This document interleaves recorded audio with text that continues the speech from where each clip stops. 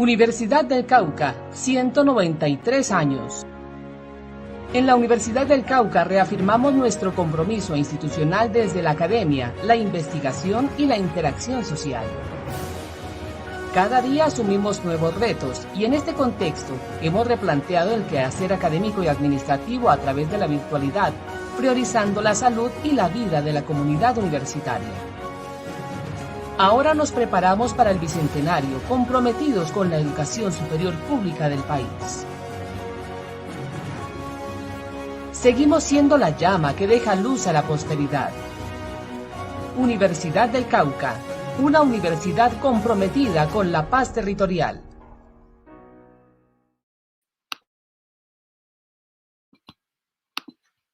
Muy buenas tardes a todos, bienvenidos a este ciclo de webinar de conversatorios Conéctate Unicaucano del área de egresados de la Universidad del Cauca.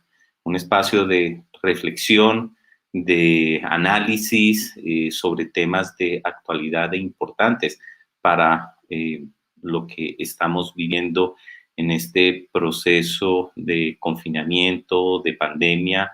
Y bueno, a todos ustedes, bienvenido. Hoy nos acompaña nuestro gran amigo que ya ha estado con nosotros aquí, Víctor de Currea Lugo. Él es médico de la Universidad Nacional. Hoy vamos a tratar un tema que creo que es necesario discutirlo, es necesario ponerlo en el escenario y en la mesa para todas las personas y sobre todo en esta época de pandemia, de COVID, que pues, nos atañe a todo, que es el tema de la salud. Y este tema de la salud lo vamos a analizar hoy con Víctor desde dos perspectivas, del tema del derecho a la salud que tenemos y el tema de la dignidad en la salud. Así que bienvenidos a todos. Víctor, qué gusto nuevamente tenerte aquí con nosotros en esta, la Universidad del Cauca. Y bueno, vamos a tener este espacio. Pero antes de comenzar a hablar con Víctor, quisiéramos presentar un video a manera de introducción sobre este tema. Vamos a ver el video.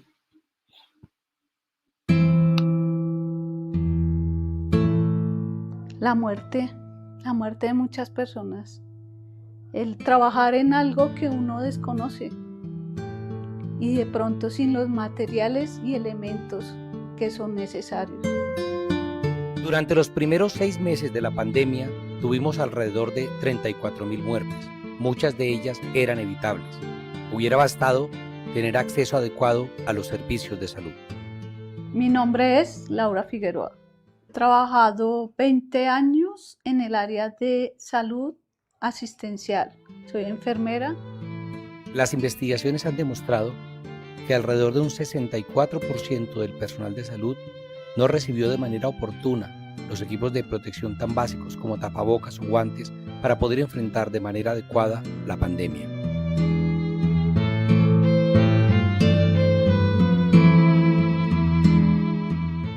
La gente que está trabajando en la parte asistencial, en muchas ocasiones, en la mayoría le puedo decir, les toca conseguir sus elementos de protección. Un hospital público no le puede estar dando a usted todos los días un tapabocas N95. Guantes hay, de pronto, no sabemos. Si examinamos las personas que han muerto por el COVID, encontramos que el 66% de las víctimas están en los estratos 1 y 2 y que prácticamente el 90% de los muertos están en los primeros estratos. La pobreza ayudó al COVID y el sector salud fue cómplice. Son trabajadores informales, uno. Entonces el servicio de salud que ellos tienen es muy malo, porque son hospitales públicos. Y usted llega a un hospital público a urgencias, digamos que hay 10 camillas, 15 camillas. 15 camillas en una pandemia, ¿para cuántas personas alcanzan? ¿Por qué la gente pobre? Pues porque estamos en una atención en salud donde usted es EPS o tiene prepagada, que es un trabajador formal, pero si es un trabajador informal, ¿qué atención tiene?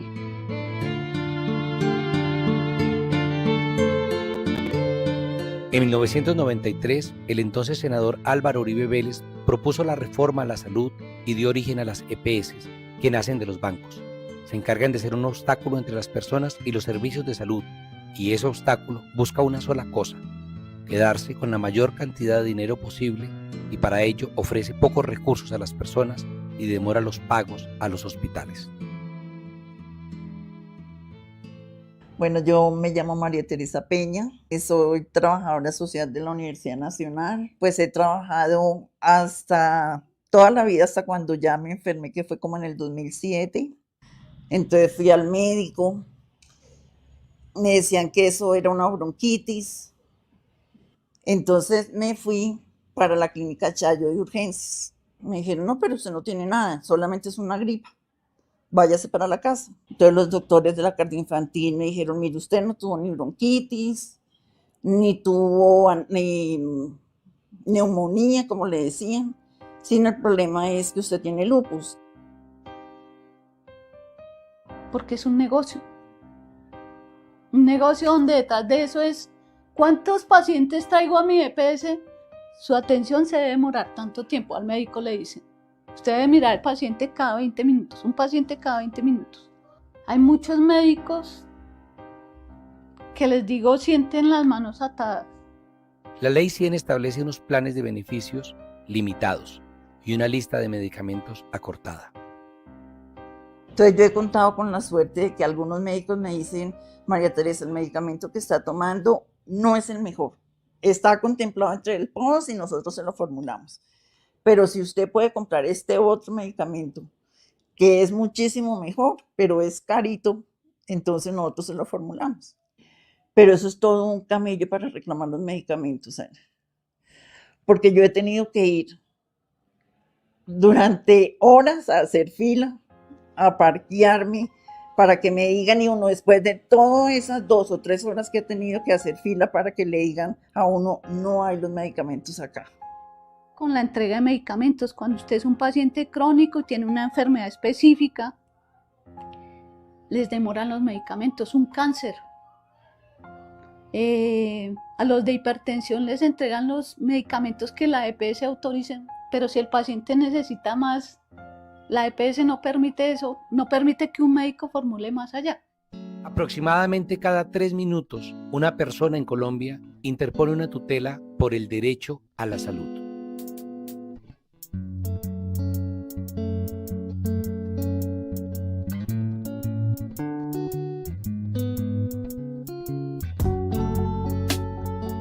No, yo creo que no.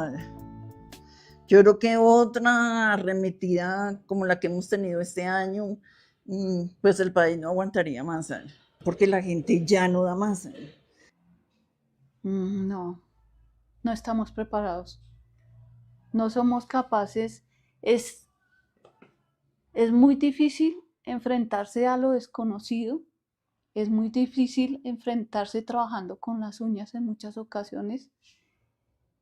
Y es muy difícil saber que la respuesta va a ser la muerte.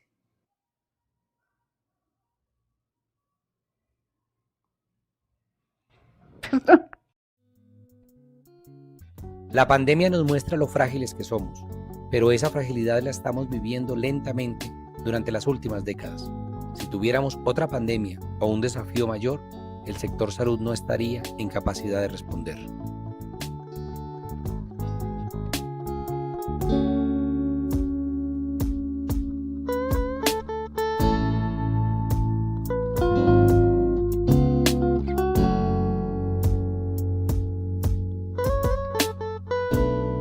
Deberían estar los hospitales donde se pudiera atender a todo el mundo, donde usted no sea discriminado en si es EPS o es CISBEN. Eso no debería existir. Sin EPS, no deberían haber EPS. Que uno pueda ir a cualquier centro médico a que lo traten, pero dignamente. Laura y María Teresa hablan desde 2 orillas diferentes, pero comparten la lucha por la dignidad y reflejan el dolor de miles de personas en Colombia que reclaman el derecho a la salud, porque saben que es una forma de garantizar la dignidad humana.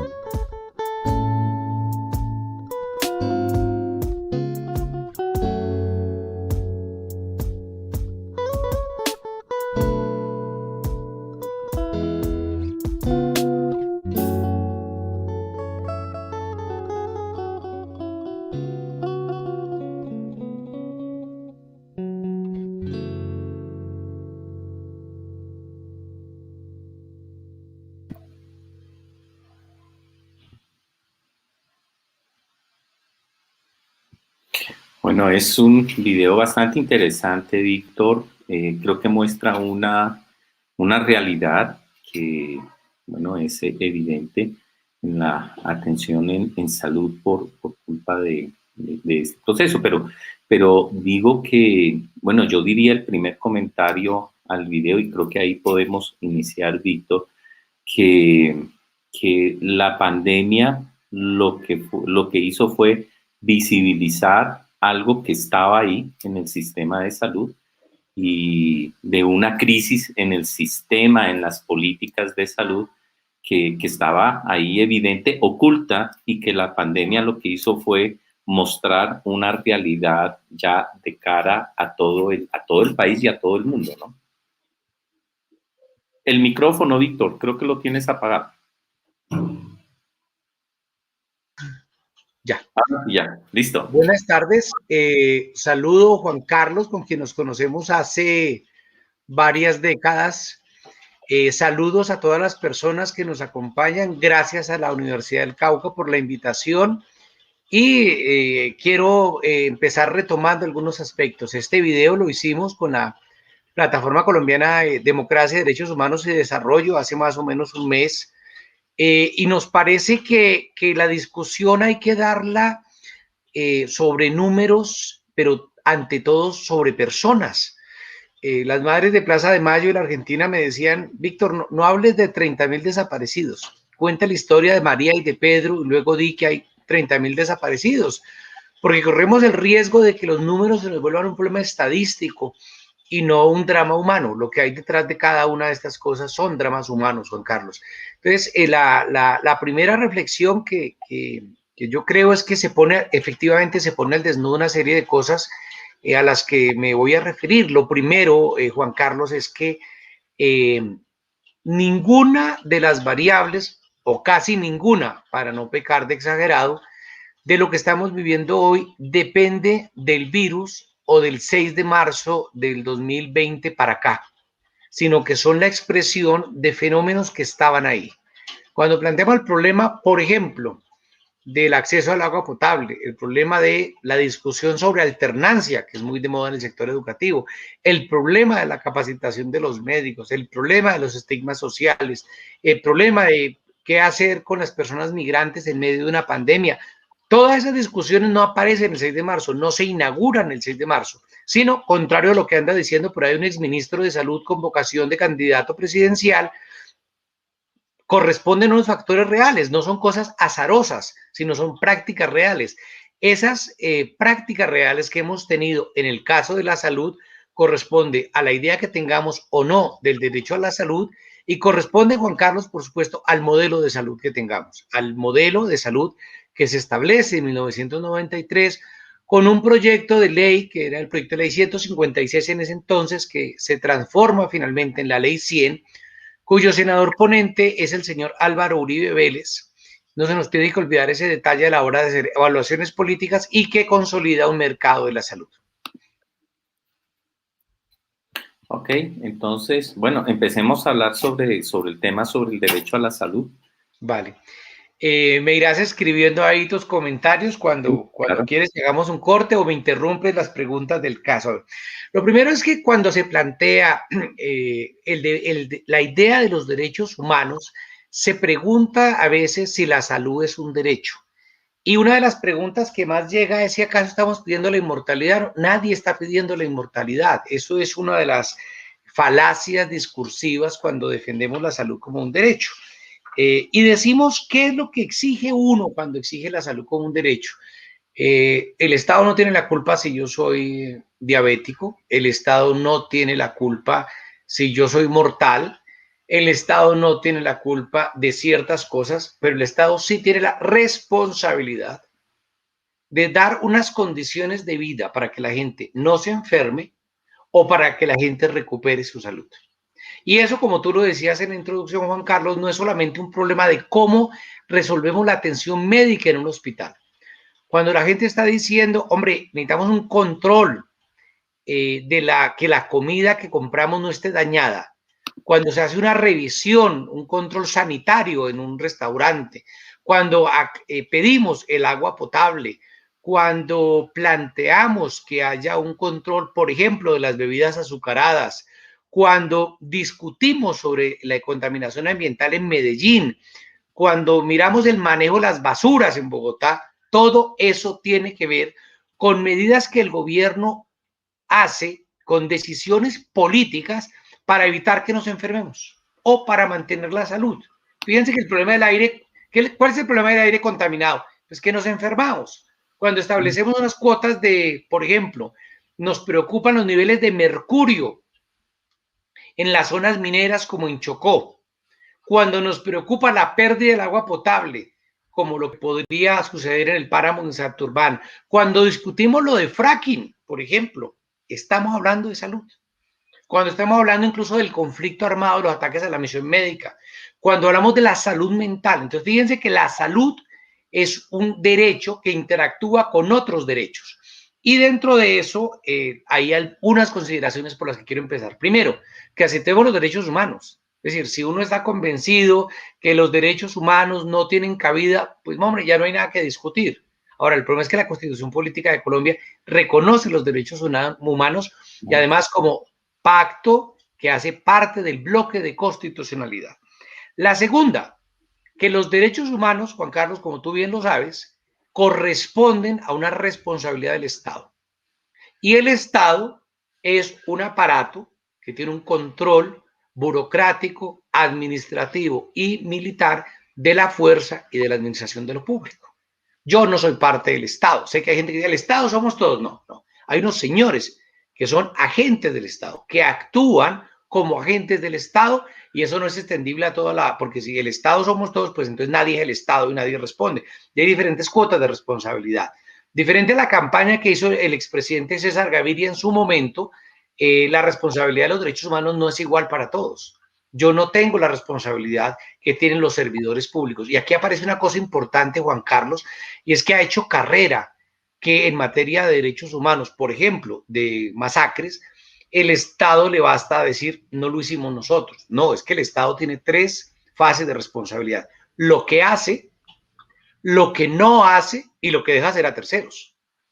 Entonces, no es que uno le esté pidiendo todo al Estado, es que el Estado tiene que hacer aquello para cual se comprometió cualquier candidato a la presidencia, pues que hombre, que se lea la Constitución política y sepa lo que diría mi abuela, lo que le corre pierna arriba, y a partir de ahí decida, pero uno no puede subirse al tren de las decisiones políticas y después decir que no sabía, que no podía, que hizo lo que pudo. No, hombre, hay responsabilidades que no se pueden evadir. Entonces, recuerdo que esto es parte del debate fundamental. El Estado responde por lo que hace, por lo que no hace y por lo que deja de hacer a terceros. Lo otro, como ya he tratado de mostrar, Juan Carlos, hay una integralidad del derecho a la salud. Se expresa, por supuesto, en unos aspectos que tienen que ver con los servicios de salud, para lo cual hay varios universos. Primero, que existan los servicios de salud, Juan Carlos, porque si no hay servicios de salud, ¿qué hacemos? Si no hay hospitales, dale. Te quisiera cortar ahí un poquito para dejar algo que me parece que debe quedar claro. Cuando hablamos de los derechos humanos es una responsabilidad del Estado en lo que tiene que hacer, obviamente. ¿Por qué tú crees, Víctor, que en los temas de derechos humanos no se hacen políticas públicas con enfoque de derechos humanos? Siempre se habla de políticas públicas con enfoque de las necesidades, y si no hay plata para cubrir la necesidad no pasa nada. Pero si tuviésemos una política pública en todos los temas, salud, educación, vivienda, trabajo, etcétera, con un enfoque de derechos humanos, la responsabilidad sería mucho más directa del Estado y tendría que sí o hacer. ¿Por qué crees que no se hace? Ahí tienen como 2 criterios. Una es, tú no lo has dicho, pero utilizo tu comentario para decirlo, la falacia de los recursos. Entonces uno le dice, no, es que no hay plata para la salud. Y me dice, perdón. El problema no es si hay plata en la salud, el problema es del total del presupuesto nacional, ¿cuál tajada se dedica a salud? ¿Cuál tajada se dedica a relaciones internacionales? ¿Cuál tajada se dedica al ejército? ¿Cuál tajada se dedica a la burocracia del Estado? Entonces, a partir de ahí hay una discusión, es cuáles son las prioridades que un Estado establece a la hora de repartir la torta del dinero público que tiene. Y ahí ya hay una primera discusión. Entonces, no me digan que no hay dinero cuando se puede echar dinero, se puede echar mano de otros dineros que están mal ubicados. Primera cosa. Y lo segundo, que la lógica de derechos humanos implica reconocer a la persona. La persona. Aquí hay un debate grande, Juan Carlos.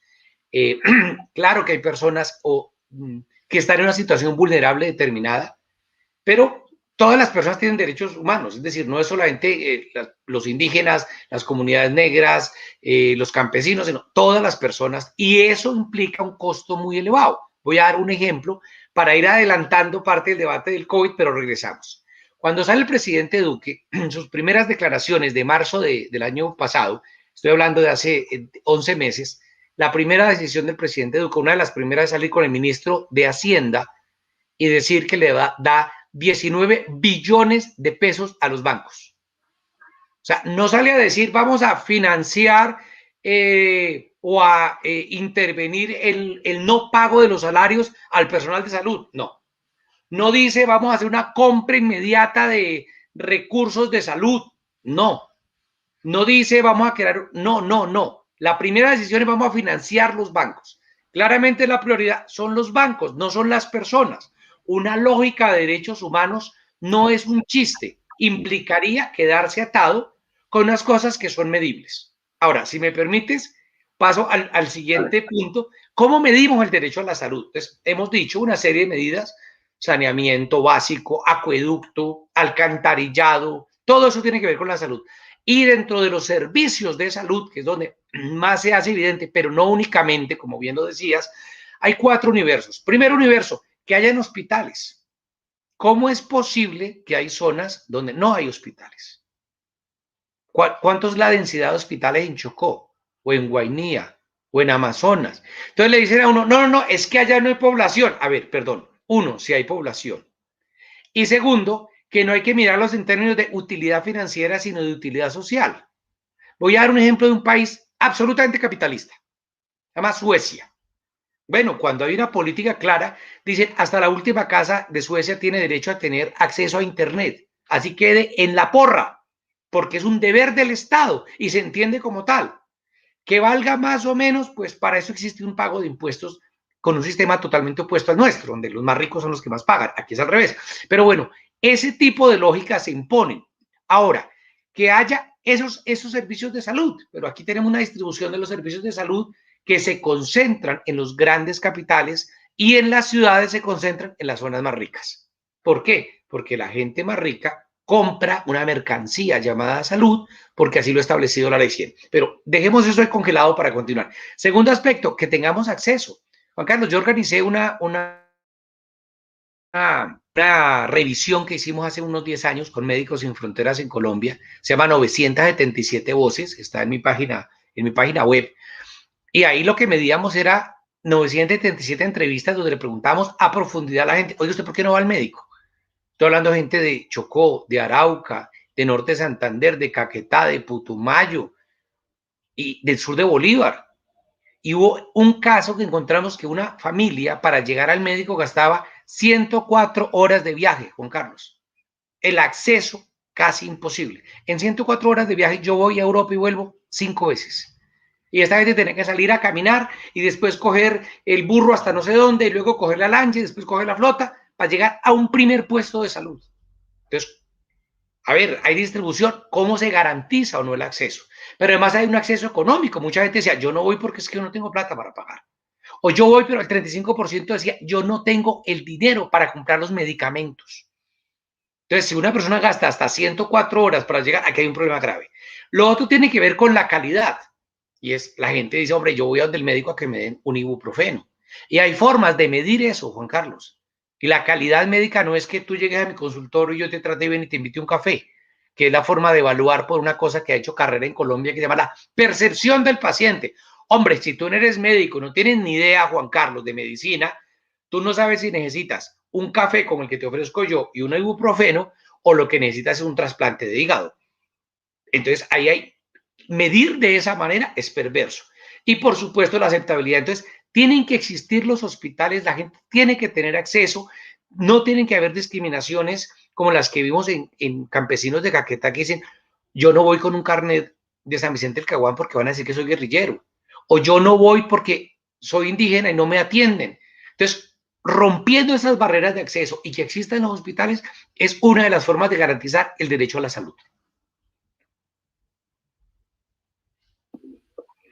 Víctor, cuando hablamos entonces de este derecho, no solamente nos estás diciendo que hay un problema físico de hospitales, ¿sí? Que hay un problema cultural de discriminación para que las personas puedan acceder al derecho a la salud. Además de todo lo que implica distancias, vías de comunicación, o sea que el problema del derecho a la salud es muy complejo en Colombia. ¿Y qué se está haciendo? Vale, entonces, aquí había y sigue existiendo problemas de cobertura. Sí.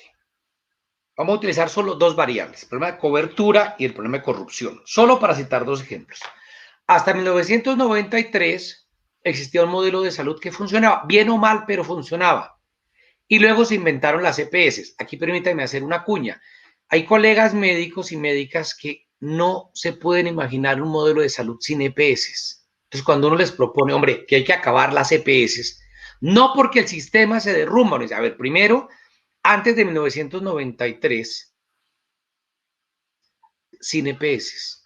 Y segundo, en la inmensa mayoría de países del mundo no hay EPS.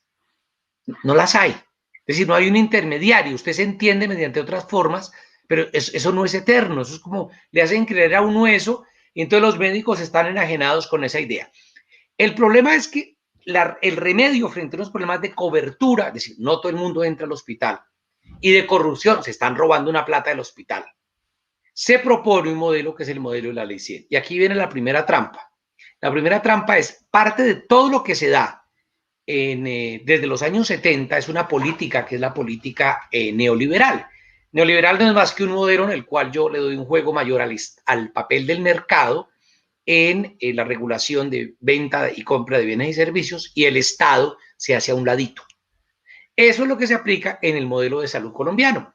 Entonces se llega con un modelo, ni siquiera es nuestro, Juan Carlos, se lo copiamos a Pinochet. Pinochet hizo una cosa así en el año 85, se inventó la CESAPRE, aquí a las CESAPRE las cambiaron por EPS, el señor Uribe Vélez presentó su acto al Congreso y consiguió la reforma en salud.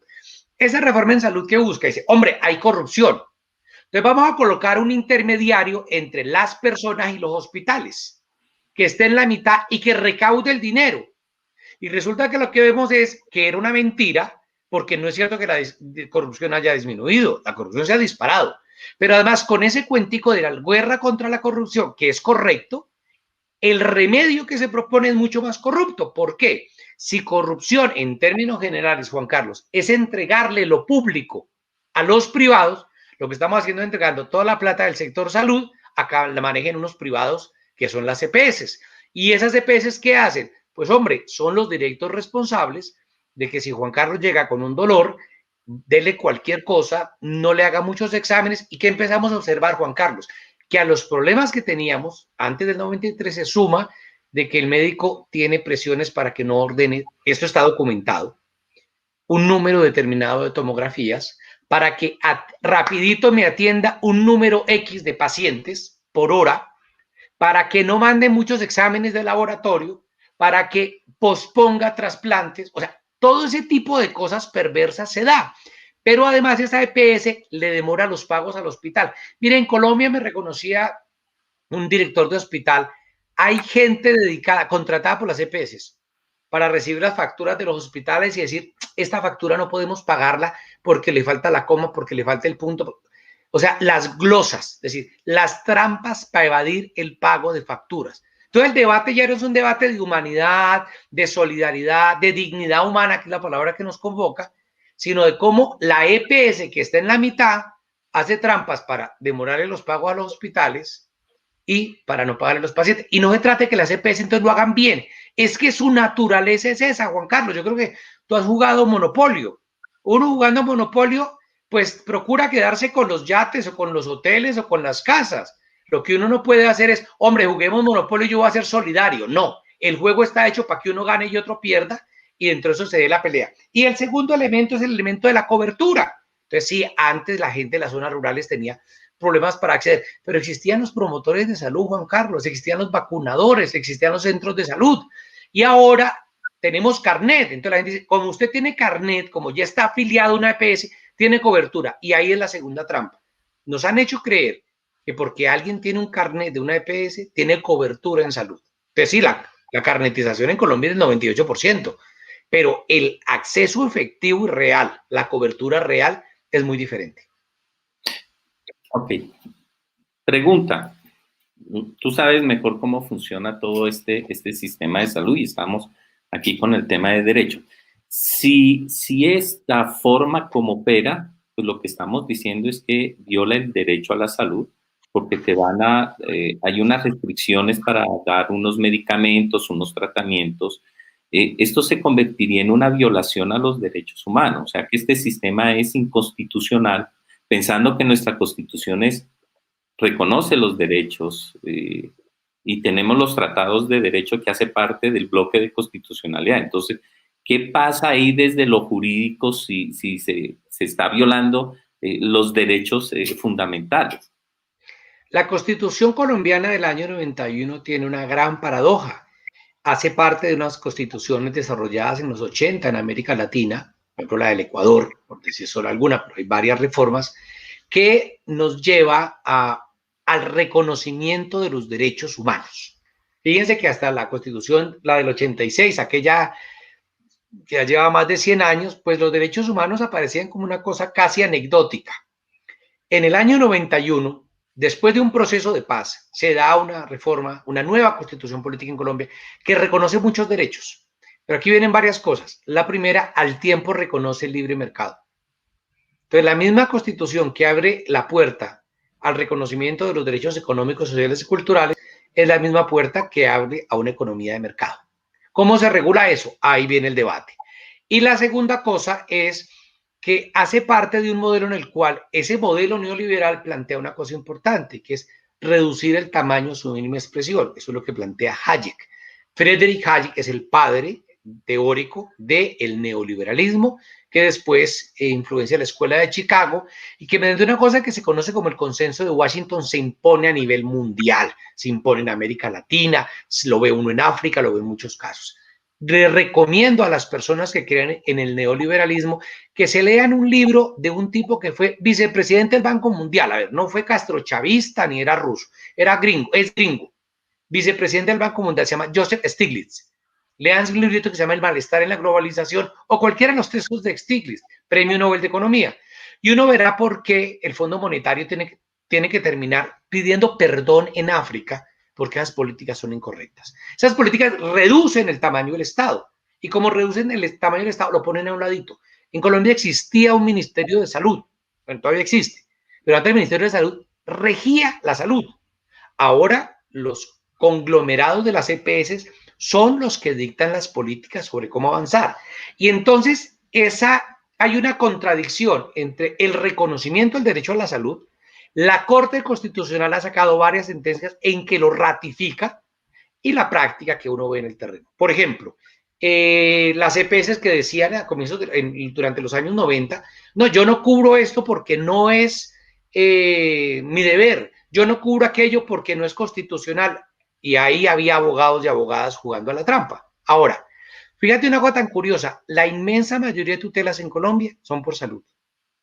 Lo que demuestra que sí hay un choque muy grande entre el modelo de salud y la implementación. A ver, no echemos carreta. Hay gente que le dice a uno, no, la ley 100 está muy bien formulada. Lo que pasa es que está mal implementada. No, al contrario, está bien implementada para ellos. Sin duda, la ley 100 es perversa.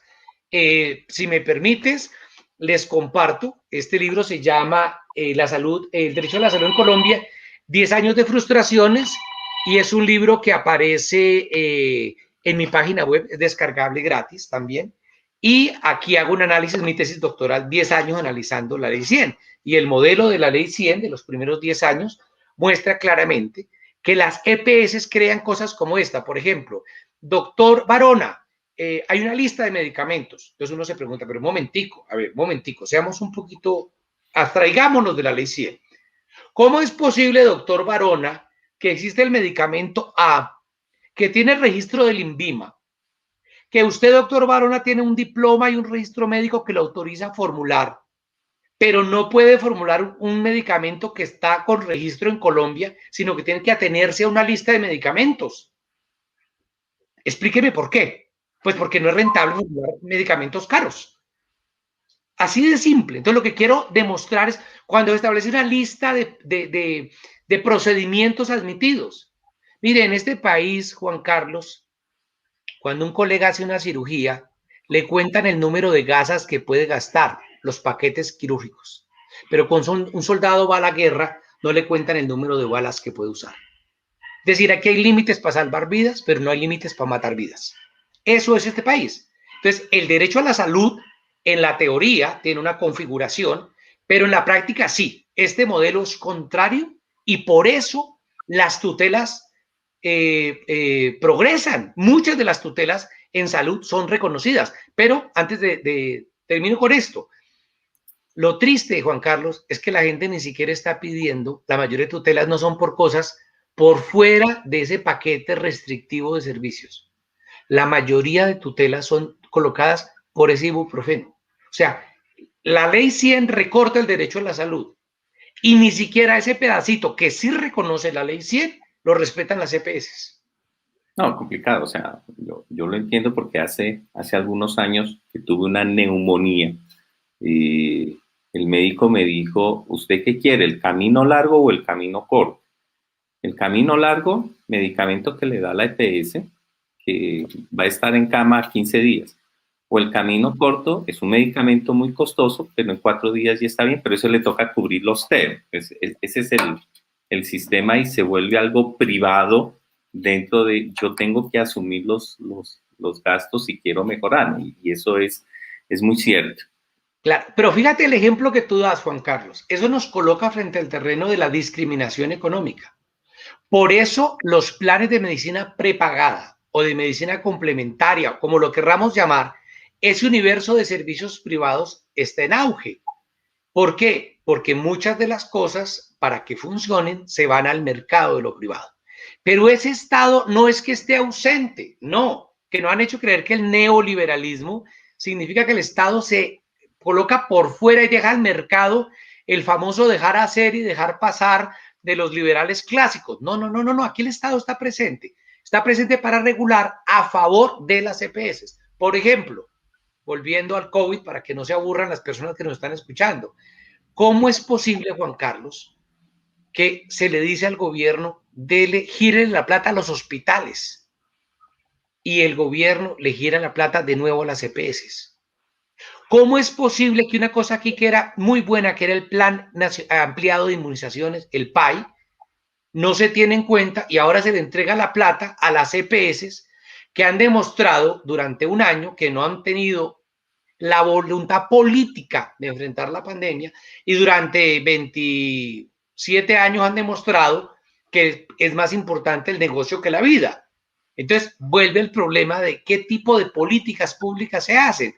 Entonces se hacen unas políticas públicas donde se beneficia el derecho a no el derecho a la salud, sino en últimas el derecho a volver un mercado.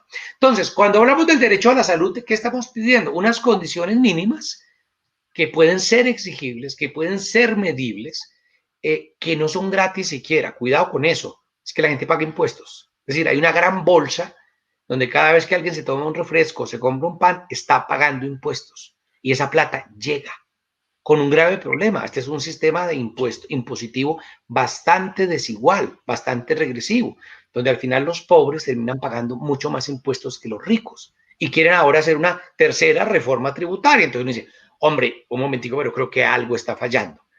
Ahora, un país capitalista, Suecia, absolutamente capitalista, no es castrochavista ni nada de esas vainas. Bueno, allá yo recuerdo cuando vivía en Suecia, me quitaban el 35% de impuestos. Y a mi ex suegro le quitaban el 70%. ¿Por qué? Porque ganaba mucho más. Y yo le preguntaba al hombre, ¿usted no le molesta? Dijo, no, porque las carreteras están limpias, la salud es disponible, hay subsidios a los medicamentos más costosos, diferente aquí, donde lo que nos subsidian es el ibuprofeno. La educación es absolutamente gratis, el bienestar social existe, los subsidios estatales están ahí. Entonces, eso no es gratuito. Entonces, en Colombia, cuando uno plantea una redistribución de la riqueza o una política de subsidios públicos, gritan inmediatamente que queremos las cosas gratis cuando no es así. Bueno, lo que queremos del gobierno es que haya un control de alimentos, un control de agua potable, unos programas nutricionales, unos hospitales que sean accesibles, unos medicamentos que estén adecuados a lo que el médico considera o la médica, no a lo que considera el mercado de la salud, unos tratamientos adecuados y un acceso adecuado. Mire, aquí hay medicamentos, Juan Carlos, que se producen en Colombia y sale más barato comprarlos en Panamá. Hay medicamentos que valen en España 10 veces menos que en Colombia. Entonces uno dice, ¿cuál es la mafia aquí? Entonces la gente cree que porque fulano tocó 2 medicamentos ya es la gloria en la pelea contra la ley 100, y yo creo que hay un grave error. Entonces, a partir de ahí, eso es lo que entendemos como el derecho a la salud. Ese derecho a la salud, cuando lo pasamos a la ley 100, nos encontramos con demoras, con trámites burocráticos. Por ejemplo, la cantidad de personas que tiene que contratar hoy un día un director de un hospitalito pequeñito, una directora. Entonces, el contable, el revisor fiscal, toda la gente de administración, se disparan los costos administrativos. Fíjense esto, en la revisión que yo hice ya hace varios años, no sé cómo estará ahora, pero no por eso no pierde vigencia en la comparación. En Canadá aceptaban hasta un 5% de gastos administrativos. En Estados Unidos, por ley, hasta un 14%. En Colombia se admite hasta el 25%. O sea, el 25% de la plata se la pueden gastar en administración. Y hay EPS de la costa, del régimen subsidiado, donde se han gastado hasta el 70% del presupuesto en gastos administrativos. Es decir, hay una burocracia, pero esa burocracia tiene que ver con el modelo, esa exclusión tiene que ver con el modelo, esa distribución territorial de las EPS tiene que ver con el modelo. ¿Será que alguien le puede decir una EPS al gobierno, a la EPS, oiga, su deber es garantizarme mínimo tal cobertura en Chocó? No, aquí las clínicas construyen y las cadenas de hospitales construyen donde les es rentable y se acabó el debate.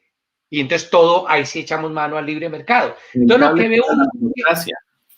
Exacto. Pero además hay otra cosa curiosa. Fíjate que tú pagas mensualmente, pero cuando pagas mensualmente y vas al médico, te toca pagar un copago. Entonces en ese momentico, entonces yo no he pagado acaso mensualmente. O sea, hay un doble pago. Pero además de eso hay un sistema claro de exclusiones, pero además de eso hay barreras físicas, económicas, geográficas para el acceso, pero además de eso tiene un gran poder financiero y jurídico las EPS. Pero además de eso, si tú revisas cuidadosamente, Juan Carlos, yo le pido a las personas que nos están escuchando que lo hagan. ¿Quiénes eran ministros de salud y qué vínculos tenían con las EPS? Y esa vaina es como una puerta giratoria, donde el director general de tal dependencia del ministerio termina siendo de la EPS y el de la EPS termina o teniendo negocios. Entonces, ahí hay una red que no es absolutamente transparente. Entonces, lo primero que hacen es desprestigiar los hospitales, decir, no, los hospitales son malos, lo público es malo, lo público hay que acabarlo. ¿Por qué? Porque vean dos cosas que mencioné, falta de cobertura y corrupción. Y nos plantean este modelo, le hacen a creer a la gente que esta es la única forma de atender en salud en el mundo, le hacen creer a la gente que porque tú tienes un carnet, ya tienes seguridad, le hacen creer a la gente, como aquí el arribismo nos puebla, que si usted tiene una medicina prepagada es de mejor estatus, cuando la medicina, el sistema público debería garantizar todo. Y en la pandemia, ¿qué encontramos? La exacerbación, Juan Carlos, de lo que he dicho.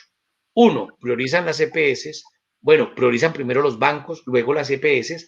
Al personal de salud se le contrata por prestación de servicio, Juan Carlos, ya no hay contratos a 6 meses, a 1 año. Oiga, doctor Juan Carlos Barona, ¿cómo se le ocurrió a usted atender menos pacientes de los que le pedí por hora?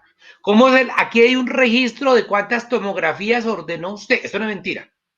Es parte de yo hice una especialización en administración de salud, bueno, he estudiado varias cosas. En la administración de salud le enseñan a uno a cómo controlar la eficacia laboral de sus colegas. Entonces, doctor Barona, usted aquí resulta que atendió menos pacientes y mandó muchos tags, se me va del hospital. Y ahora en la pandemia encontramos 3 cosas del sector salud. 1, aumentaron las horas laborales. Eso está medido, no es carreta. 2, aumentó la carga laboral, el número de pacientes que toca ver por hora. Y 3, le disminuyeron el salario, porque estamos en pandemia. Entonces uno dice, a ver un momentico, ¿qué está pasando? Pero eso solo es posible si ya la salud viene convertida en una mercancía. Eso ya es posible si los médicos se siguen viendo a sí mismos como grandes de una profesión liberal y son obreros que no tienen un overol azul sino una bata blanca.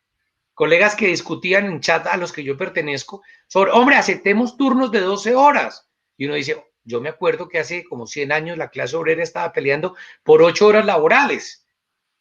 Los médicos en Colombia pagan su posgrado, cuando en muchas partes del mundo les pagan para que hagan el posgrado.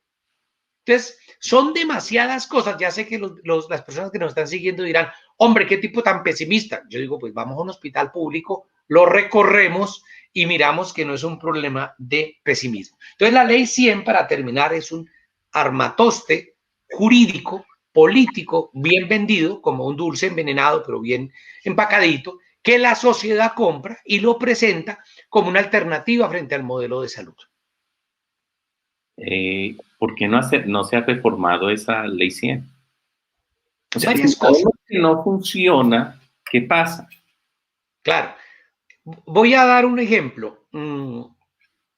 Ella se llamaba Rosa. Rosa era una mujer que fue violada en el Parque Nacional aquí en Bogotá. Creo que ustedes recuerdan la historia. Claro.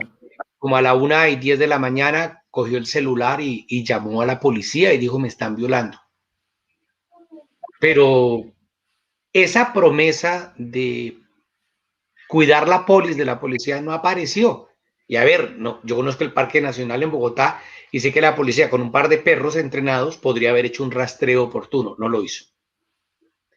Pero esta mujer es llevada al Parque Nacional por un violador que ya tiene órdenes de captura por violación y esa promesa de justicia no está, no da cuenta. Pero además de eso, a las 6 de la mañana, cuando le encuentran, la llevan a la ambulancia y los de la ambulancia le preguntan, ¿cuál carnet de EPS tiene usted? Y como no tiene carnet, su sueño era ser psicóloga y vendía dulcecitos al frente del hospital militar. Rosa no tiene EPS, entonces la llevan a un hospital por allá a otro lado y la dejan ahí. Cuando podía llevar al hospital San Ignacio, que estaba solo 2 cuadras y que doy fe, la hubiera atendido. Y entonces Rosa, en una camilla cualquiera ahí, hace un paro cardiorrespiratorio a las 11 de la mañana y hace otro un minuto después y muere. La pregunta mía es, a Rosa la viola un señor condenable, listo, y la empala. ¿Pero ella muere solo fruto de eso? ¿O habría que preguntarnos en un Estado social de derecho dónde estaba la justicia antes de que la violaran? ¿Dónde estaba la policía en el momento en que la violaran? ¿Y dónde estaba el derecho a la salud después de que fue violada? Ese conjunto de cosas muestra claramente que estamos frente a alguien perverso. Entonces, ahora retomo tu pregunta, Juan Carlos. ¿Y por qué no se ha transformado eso? Porque hay gente que le sirve esto. Hay gente que come del mercado de la salud. Aquí hay grandes corporaciones con grandes recursos, con grandes capacidades, con un lobby muy importante en el Parlamento que se oponen marcadamente a tocar la salud. Que hay un negocio y ese negocio no se puede tocar. Si no se puede tocar las bebidas azucaradas, imagínense.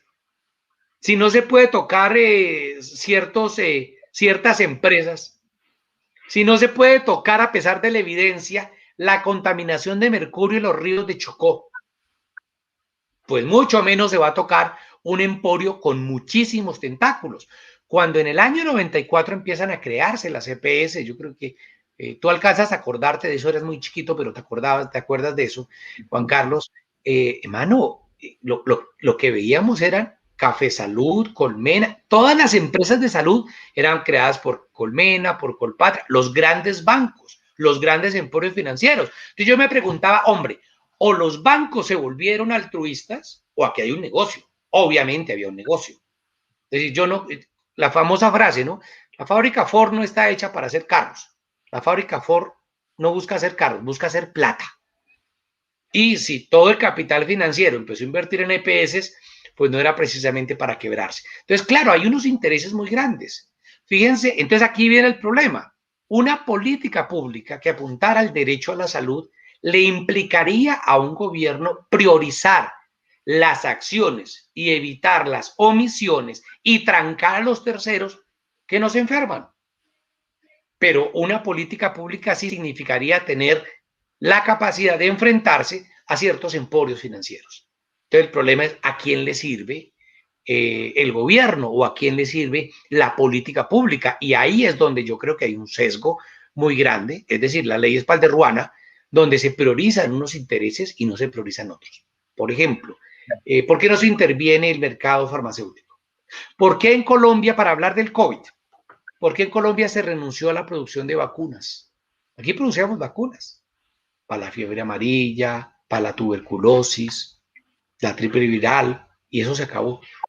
¿Por qué en Colombia ahora se está pensando en importar 49 millones de jeringas y no hacer la producción nacional de jeringas?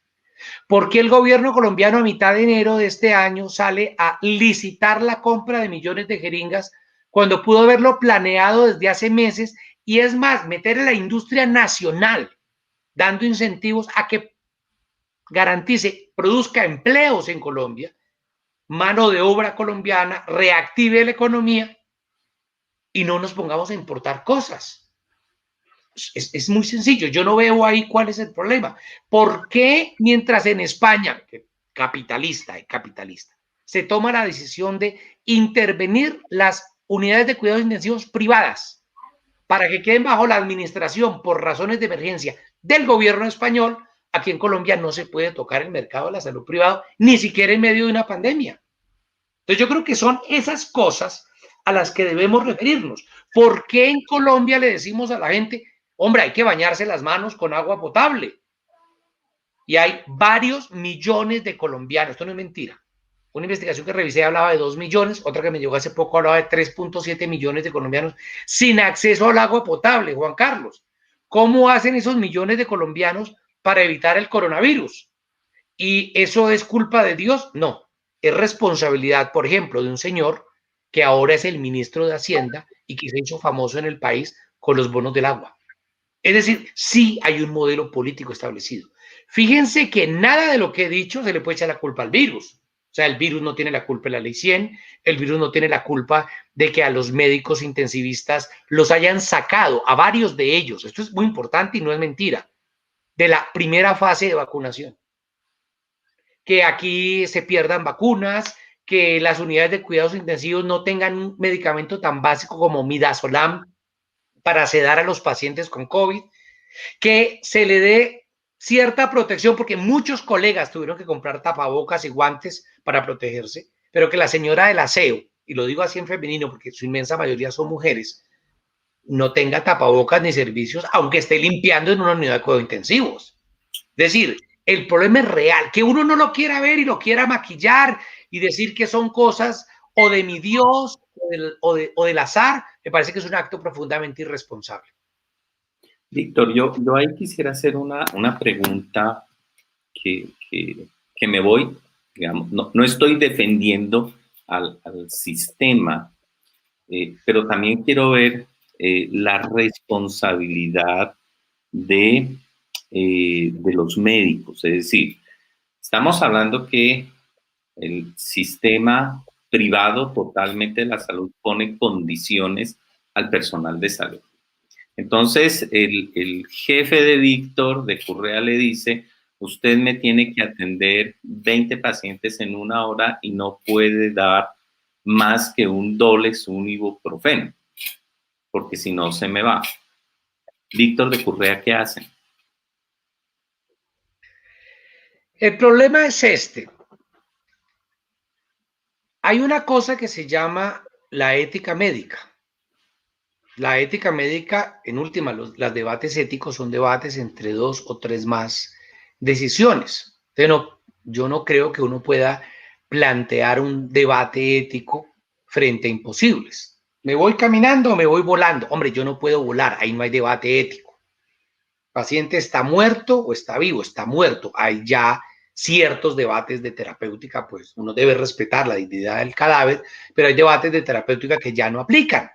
Entonces la pregunta es, ¿existe la ética médica en Colombia? Yo creo que no. Así de simple, no existe. No existe porque el médico ha renunciado a la autonomía. ¿Y a qué se debe esa renuncia de la autonomía? A una cosa que es, no hay que leer a Marx para saberlo, es que abunda la fuerza de trabajo, hay más personal de salud disponible para ser contratado. Juan Carlos, yo te voy a contratar para que hagas de celador en mi hospital. Y si no te gusta por 1.000.000, tranquilo que hay otra gente que lo hace por 900.000. Así de simple. Entonces, el médico enajenado, que vive de la tarjeta de crédito y de las deudas, sin posibilidades de tener una autonomía médica en las decisiones, renunciando a su ética en un mercado laboral profundamente perverso, pues no tiene mucho que hacer. Con esto no estoy excusando errores que sí dependen del médico. Estoy explicando si es posible hablar de un ejercicio de la ética cuando no hay posibilidades. Es como decir, hombre, podemos culpar al vendedor de hamburguesas de McDonald's porque la hamburguesa doble carne tiene tal característica. Pues no, él es un operario. El problema grave está en que los médicos y las médicas no se han querido dar cuenta de un mercado de medicamentos, de tratamientos y de cosas que lo convierten en un obrero. Eso duele muchísimo cuando uno lo plantea, ¿no? Porque ¿cómo usted va a decir que? Pues sí, mano, usted hace parte de un circuito de producción, de venta de un bien que se llama salud. Ahora, ¿que si hay cosas reprochables del gremio médico? Claro, la primera reprochable es no ser capaz de abrir los ojos y ver la realidad de las cosas. Ahora, que hay un mercado de la salud. Aquí permíteme hacer un comentario bien interesante, Juan Carlos, y es el debate de las farmacéuticas. Claro que las farmacéuticas son perversas. Claro que las farmacéuticas priorizan el mercado de Viagra que sacar la vacuna de la malaria. Eso lo sabemos, eso es cierto. Lo que no podemos, en realidad, en responsabilidad científica, es que porque la fábrica Bayer sea una transnacional alemana que explota y trata de hacer negocios, entonces la aspirina es mala. Mire, lo que se ha comprobado es que la mejor manera de matar bacterias es con antibióticos. Entonces yo no me puedo decir, como plantean algunos, que si el mercado de las farmacéuticas es perverso, entonces todos los medicamentos son perversos y tenemos que refugiarnos en la medicina tradicional, resignarnos a los medicamentos caseros, limitarnos a la agüita de toronjil y renunciar a una cosa que hace parte de los derechos humanos, Juan Carlos, que es el derecho a la ciencia y a la tecnología. Nosotros tenemos derecho a disfrutar los desarrollos de la ciencia y de la técnica. Y me parece que hay flaco favor hacemos cuando se discute, por ejemplo, el problema de las vacunas. Hace poco un 48% de los colombianos no quería vacunarse, el informe de hace 2 días dice que ya bajó, pero todavía hay 37% de gente que no quiere vacunarse, con toda una cantidad de problemas donde la academia puede jugar un papel importante. ¿Que la vacuna me va a dar efectos secundarios? Pues claro, todas las vacunas dan efectos secundarios. Claro, obvio. Pero a ver, yo prefiero tener un dolorcito de cabeza o un poquito de escalofrío y no la COVID. ¿Que es que la vacuna la hicieron muy rápido? Pues hombre, claro, porque esta vez sí está comprometiendo a toda la humanidad. No es una crisis de una epidemia de ébola, un brote de ébola en África. La cosa se volvió grave y hay la tecnología suficiente para desarrollarla, ¿sí? Que la vacuna está compuesta, lo he leído, con pedazos de placenta de niño de 14 semanas, todo eso es carreta. Entonces yo creo que hay que ser serios en las cosas, que es que la vacuna me va a cambiar el ADN. Yo creo que ya también hay que hacer un llamado a la responsabilidad social frente a eso y a la educación para eso, pero quiero decir, existe el derecho humano a disfrutar de los desarrollos de la ciencia y en ese sentido, desde los derechos humanos, planteamos reclamarle a las farmacéuticas que jueguen limpio. ¿Cómo han jugado limpio? Pues no han jugado limpio. No le ha cumplido las cuotas de entregas, pero además estableció precios diferentes. Y claro, en ese mercado no regulado de lo internacional, pues hay gobiernos que son más blandengues. Alexander López publicó hace como 2 meses un tuit donde planteaba que el costo de la vacuna para Colombia sería de $21, cuando la misma vacuna vendida en Estados Unidos valía $2. Es decir, nosotros iríamos a pagar 10 veces más por una vacuna, pero además de eso nos incumplen, pero además de eso establecen unas cláusulas disque confidenciales, pero ese gobierno que en vez de pensar en las personas, piensa en los negocios, se ampara en la confidencialidad para no ser transparente, cuando nuestra Constitución y nuestro reglamento, nuestro desarrollo normativo, obliga a que el Estado haga público los contratos. Entonces uno dice, ¿a quién le están colaborando? Mire, Juan Carlos, a mí me gustaría, y lo digo en serio, porque se miden vidas humanas, que este gobierno lo hiciera bien. O sea, yo no estoy esperando que muera gente para darle paro al gobierno. Ojalá le fuera bien, pero la verdad es, la realidad es tosuda, y esa realidad terca nos está mostrando que el gobierno actual ha sido incapaz de manejar la pandemia, indolente. Por ejemplo, cuando la gente que tiene cáncer lo llama a uno y dice, vea, es que ayúdeme por favor, porque es que los hospitales cancelaron la atención de cáncer, o no hay recursos para una u otra cosa, o llevo 2 meses esperando que me traigan el medicamento, soy hipertenso, tengo 80 años y no sé si ir a recogerlo porque es que me da miedo salir a la calle. O sea, no hay mecanismos. Entonces, una EPS que no es capaz de contestar una llamada telefónica, que han devuelto la llamada para decir, su papá tiene cita en 2 días y dice, mi papá murió hace 1 mes y medio de COVID. Si no tiene la capacidad de responder un teléfono, va a ser la responsable de vacunar. Hombre, me parece que eso es una gran irresponsabilidad por parte del Estado. Víctor, bueno, creo que aquí hay mucho, ya has dicho muchas cosas y me estaba acordando ahora que decías de esos mitos que hay sobre la vacuna, entre ellos que nos iban a colocar un chip para hacer seguimiento y control a través de la vacuna. Pero estos mitos que se dan, pues estos mitos son mitos por creencias irracionales, o son mitos por rumores, o son mitos políticos o ideológicos. Hombre, hay de todo un poco. Fíjense que había gente que decía que la vacuna rusa, eso no podía ser. Hombre, y la vacuna rusa ha demostrado que tiene una eficacia mayor, pero además tiene ventajas logísticas en el transporte, pero además no necesita los ultracongeladores de la Pfizer, pero además es más barata. Y no hay ningún virus. Primero porque el señor Putin no es comunista, el señor Putin es capitalista, para que entendamos. Rusia no tiene nada que ver con la Unión, o no tiene nada que ver, no es la Unión Soviética que había por ahí en los 80. Y lo tercero es, si ese producto está bien hecho, si la revista The Lancet, que es una de las más serias del mundo, ha publicado certificando la eficacia y las posibilidades, los beneficios reales de la vacuna, pues hay que traerla. Ahora, ¿qué tiene que ver? Tiene que ver con por un lado, una sumatoria de cosas en las que yo, Juan Carlos, no estoy en franca minoría, estoy en absoluta soledad cuando planteo esto. Y es que antes la ciencia era revolucionaria, antes la ciencia y la modernidad eran bien vistas, pero una conjunción entre la New Age, entre la posmodernidad en filosofía y en política y el neoliberalismo, terminan por generar este tipo de cosas. Decía una médica en Twitter, a mí mis papás me pagaron la carrera 6 años, pero le creen al WhatsApp.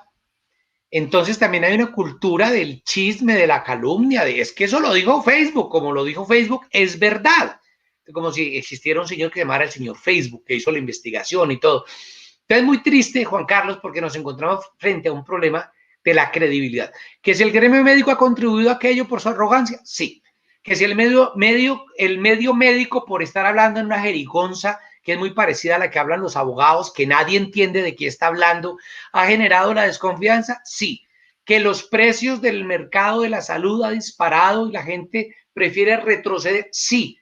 Pero también ha habido un culto, digamos, al indigenismo mal entendido, donde parece que todo es milenario y tradicional y todo lo novedoso es malo, que nos hace muchísimo daño. Eso hay que medirlo en vidas humanas. Yo le digo a las personas antivacunas que se den una vuelta por Nigeria, país que tiene el 50% de casos de polio, y los que llegamos a ver pacientes con polio y los que vemos un programa de vacunación contra polio, yo creo que esa es una cosa contundente y esa realidad absoluta como el fin de la viruela en el mundo, por ejemplo, a través de la vacunación, es una cosa incontestable. Entonces, pero eso, por eso afloran cosas como los terraplanistas o los antivacunas o los New Age o todo este tipo de cosas que además no sostienen un debate serio. Entonces uno se enfrenta o con la calumnia o con la mentira o con el engaño, con el insulto, pero no un debate documentado. Y claro, hay que ver otra cosa, es que todo este cerramiento del sector salud y estas exclusiones lleva fácilmente a que muchos charlatanes también se aprovechen de las necesidades de las personas. Y yo creo que eso hay que verlo, así como el Estado no tendría por qué soportar que haya una ruleta alterada, tampoco debería soportar, a permitir que hayan personas chantajeando, jugando con lo más sagrado que es la gente en estado de necesidad. Y usted en estado de necesidad, mano, firma lo que sea y lo que quiere es que le ayuden. Y bueno, eso es parte del drama que tenemos en Colombia. Víctor, una pregunta que nos hacen en red, que por favor, con lo que estamos hablando. Uno, nos dice Samuel Vega, es que dice Guido Fernández, dice doctor Correa Lugo, según sus palabras, estamos condenados al imperio de los emporios de la salud, la ley 100 eterna. Pues Guido,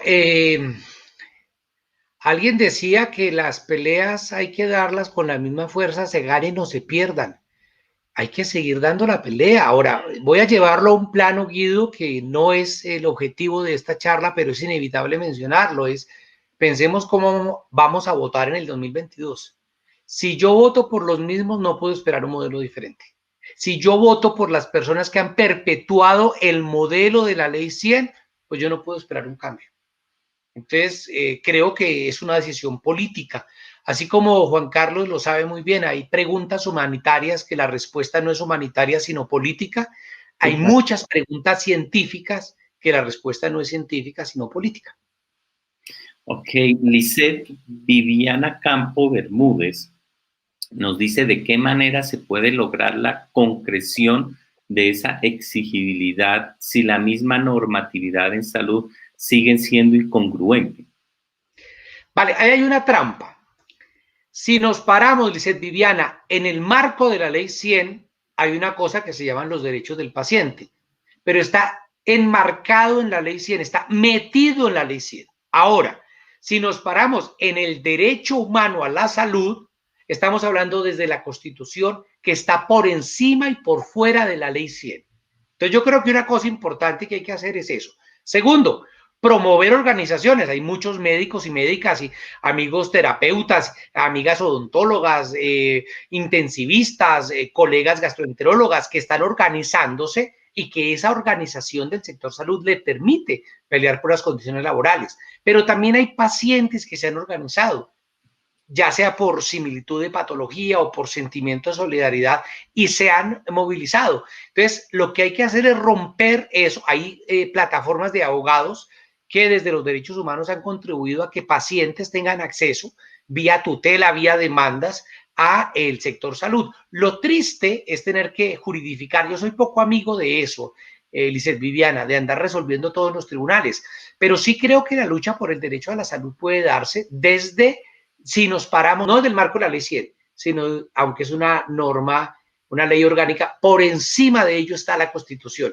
Y yo creo que en ese debate constitucional es donde tenemos un espacio para avanzar en la defensa del derecho a la salud. Bien, Víctor, tomemos el tema de la dignidad, sobre todo ahora en tiempos de COVID, y lo unimos con lo que venimos hablando. Es evidente la falta de trabajo, de políticas, de una visión no solo de dignidad al paciente, sino al personal de salud, por sus horarios de trabajo, como ya lo decías, 12 horas, cuando ya se tiene una ganancia de 8 horas de trabajo. También hablamos, y en el video nos mostraba que el personal de salud a veces no tiene ni un tapabocas, y que muchos médicos han muerto, ¿sí? Es impresionante cómo tenemos especialistas de la salud, y creo que ha sido el año 2020 y lo que vamos del 21 que más han muerto médicos, pero eso parece poco interesar, poco importar. Lo mismo con la atención a las personas, donde se priorizó cierta atención COVID y se dejó por fuera toda la atención de enfermedades que ya venían siendo tratadas, pero que se suspendieron, cirugías de trasplantes se suspendieron y que bueno, conozco muchas personas que murieron no por COVID, sino por otras enfermedades que tenían por falta de atención. ¿Qué pasa con esa dignidad en el trato a las personas frente a este derecho y ahora en tiempo de COVID? Hombre, es muy difícil decir lo que es la dignidad como concepto, pero todos sabemos cuando estamos frente a algo indigno, eso que nos revuelve las tripas, eso que nos molesta. Aparte de ser médico, me encanta el periodismo. El año pasado hice un documental de 1 hora que invito a las personas a que lo vean. Está en mi página web. Qué pena, Juan Carlos, insistir en la publicidad. Es victordecurrealugo.com. El documental se llama La otra cara de la pandemia. Lo hice yéndome a los barrios más pobres de Bogotá, las zonas rurales que rodean Bogotá, a las zonas de migrantes, de donde hay indígenas, donde hay habitantes de calle. Estuve en una unidad de cuidados intensivos, distribuyendo alimentos, bueno, y grabé todo esto para ponerle voz a la gente. Yo creo que es un video donde se muestra en la voz de la gente la idea de dignidad. Y claro, la dignidad, hay una dignidad laboral que tiene que ver con un salario justo, que tiene que ver con un horario de trabajo que sea decente, como el que pedimos en los médicos, tiene que ver con un trato digno a las personas que llegan a un hospital, pero tiene que ver también con unas condiciones de vida. Decíamos al comienzo que sin que el derecho a la salud aborde toda la Declaración Universal de los Derechos Humanos, sí hay vasos comunicantes entre el derecho a la salud y otro tipo de derechos, por ejemplo, el derecho a la alimentación. Recuerdo gente en Ciudad Bolívar, en Bogotá, pero esta escena podría darse en las comunas de Medellín, en Agua Blanca, en Cali, en muchas zonas, en los barrios del norte de Bucaramanga o los barrios del norte de Quibdó. Y es gente que le dice a uno, mire, yo trabajo como cotero, como cargador de bultos en la plaza de mercado y la plaza está cerrada. ¿Yo qué hago para comer?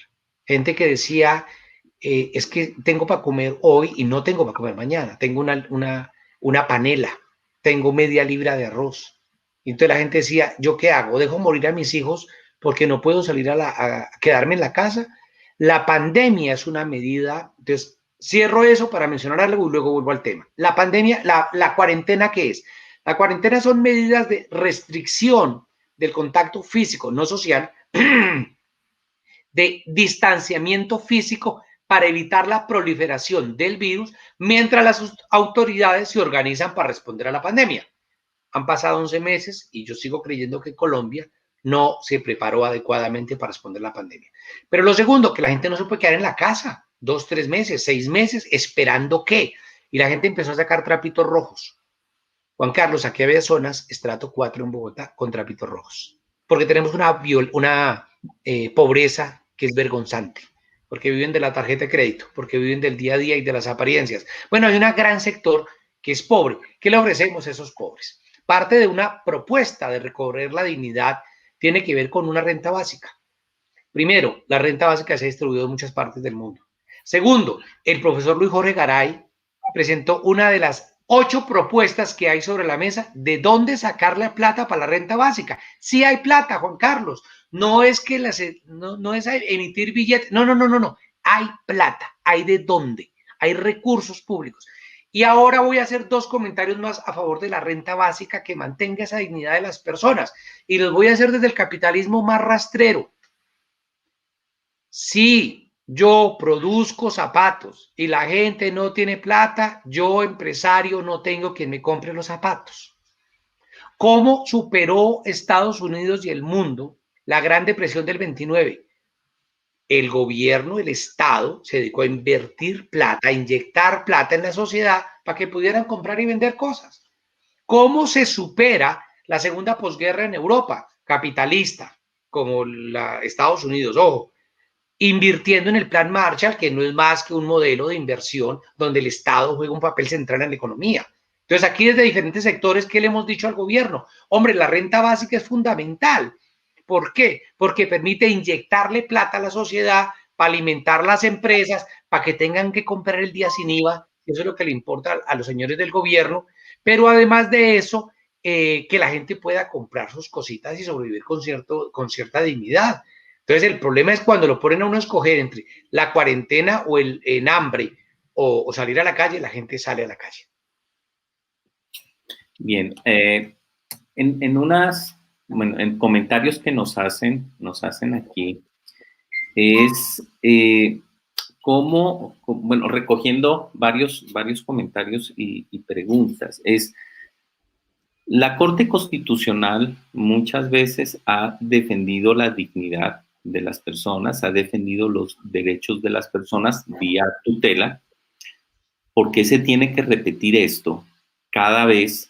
Si yo pongo una tutela para que se me respete mi derecho y esa tutela ya sería una orden para que no existan más tutelas, pero sigue existiendo tutelas sobre lo mismo, sigue existiendo demandas sobre lo mismo. Aparte que la Corte Constitucional ya dice, hombre, hay que hacer esto, los hospitales, las EPS tienen que actuar a favor de. ¿Por qué esa repitencia en las actuaciones del sector salud? Ya lo has dicho, es que no le importa a la persona, importa es el negocio. Voy a presentarlo desde otra manera para alimentar el debate. La primera cosa, la Corte Constitucional defiende el derecho a la salud, no en conexidad con el derecho a la vida. Acuérdense de las primeras discusiones que hubo. Se decía, no. La salud se protege solo si la vida está en riesgo. Eso es proteger el derecho a la vida, no la salud. La Corte ha sido clara en decir, si esa enfermedad no me mata, pero me mantiene enfermo, también hay que protegerme. Por tanto, no es cierto que el derecho a la salud solo exista cuando la persona está en riesgo de la vida. Segunda, una cosa que quiero decir públicamente, y es, ha hecho carrera incluso en algunos funcionarios públicos, tratar de convencernos que primero hay que colocar un derecho de petición y después la tutela. Incluso hubo funcionarios de la Defensoría del Pueblo que llegaron a decir semejante exabrupto. No, eso no es cierto. Yo coloco la tutela directo, no necesito un derecho de petición propio.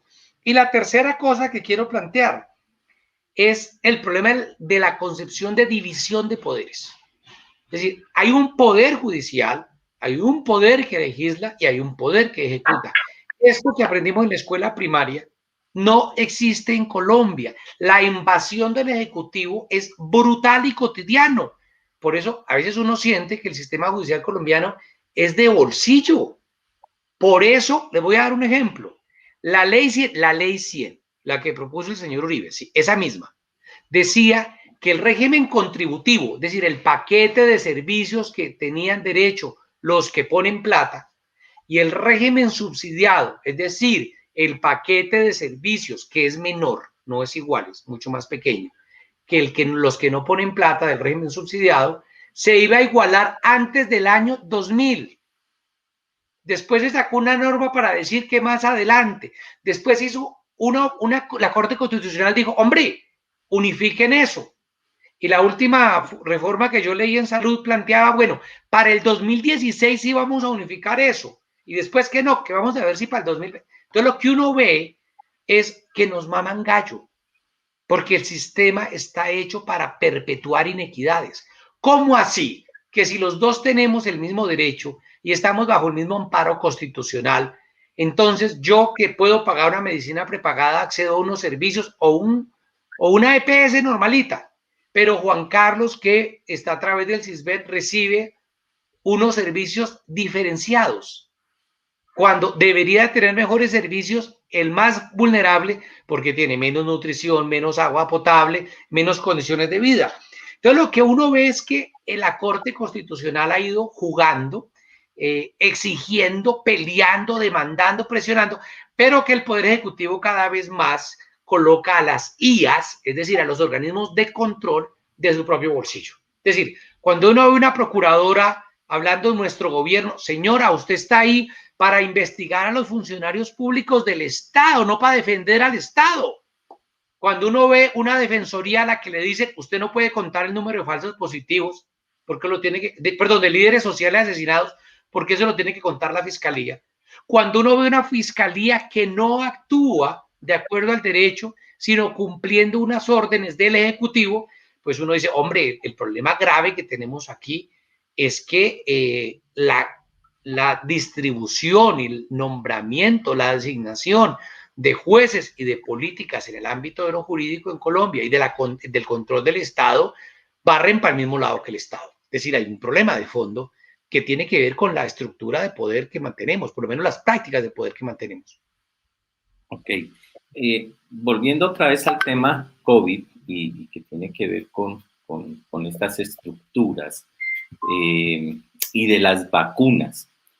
Por ahí miraba, creo que, no sé si en un tuit tuyo o en alguno de esos mensajes a través de redes sociales, es que pues entre más nos demoremos en vacunar a la población, más nos vamos o vamos a tener una cifra más de muertos.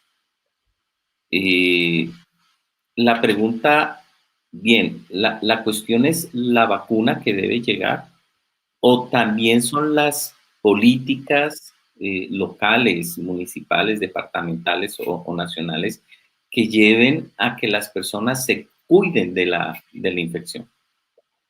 A ver, ahí hay que entender dos cosas. Por un lado, tenemos la necesidad de continuar con unas medidas de protección física. Yo debo seguir usando el tapabocas porque puedo transmitir el virus aunque haya sido vacunado. Pero para eso necesito, si soy vulnerable, tener una renta básica. Segundo. Víctor, repetime ese pedazo que eso no lo han dicho. A ver, así yo hay una serie de recomendaciones médicas que son importantes. Por ejemplo, una colega desarrolló la enfermedad de la COVID, pero no desarrolló anticuerpos. Por tanto, se ha insistido a nivel internacional que las personas que hayan tenido la infección sean vacunadas. En Colombia, no sé dónde se inventaron que no. Yo me vacuno. Eso evita que el virus se desarrolle dentro de mí, pero yo puedo portar el virus y transmitírselo a otra persona que no esté vacunada. Por tanto, yo puedo expandir la enfermedad. Por tanto, debo seguir usando el tapabocas. Ahora, lo que las élites tienen que entender es que hasta que no estemos vacunados todos, pues no estamos protegidos. Por ejemplo, la vacuna tiene algunas limitaciones. No hay reportes porque no se ha probado en menores de edad. Por tanto, los niños no van a ser vacunados. Y hay niños que que se han contagiado y que se han muerto. Entonces, ¿cómo yo hago para proteger? Pues la única manera es que se garantice una cobertura del 76% de la población vacunada. Por eso es absolutamente irresponsable decir, hombre, vacunémonos entre nosotros y los del Amazonas que se fastidien. Vacunados los del Amazonas, nosotros no estamos protegidos. Por eso es vergonzoso, y lo digo con la boca llena, vergonzoso, miserable, cuando Israel prohíbe la vacunación de palestinos, porque no se ha dado cuenta que si Israel no está, que si los palestinos no están vacunados, Israel no está protegido, así de simple, porque es un deber en el derecho internacional como fuerza ocupante. Entonces, el discurso de yo rico me vacuno y los pobres que se fastidien no funciona. Necesitamos lograr un 76% de vacunación para hablar de inmunidad de rebaño. ¿Cuál es el problema si nos demoramos? Pues que eso se mide en vidas humanas. Estamos hablando de 200, 300 vidas al día en Colombia muertos por la COVID. Entre más rápido nos ahorramos muertes. Pero además de eso, la posibilidad de que el virus mute, que el virus cambie y que haya alguna cepa que pueda ser resistente a la vacuna, pues eso lo hace la vacunación temprana. Pero además de eso, la reactivación de la economía, pues si solamente estamos pensando con el bolsillo, bueno, pues la empresa va a empezar a funcionar buena cuando todo el mundo esté vacunado. Entonces, incluso hay dos modelos, Juan Carlos, de fondo. Es si exigimos y continuamos en una actitud de absoluta desconfianza y competencia neoliberal, o si planteamos un modelo de solidaridad. Esa es la tensión que hay frente a cómo atendemos nos paramos frente a la pandemia. Nos paramos frente a la pandemia como una solidaridad, como una sociedad solidaria o como una competencia despiadada. La competencia despiadada no sirve. Biológica, epidemiológica, médicamente hablando, no sirve.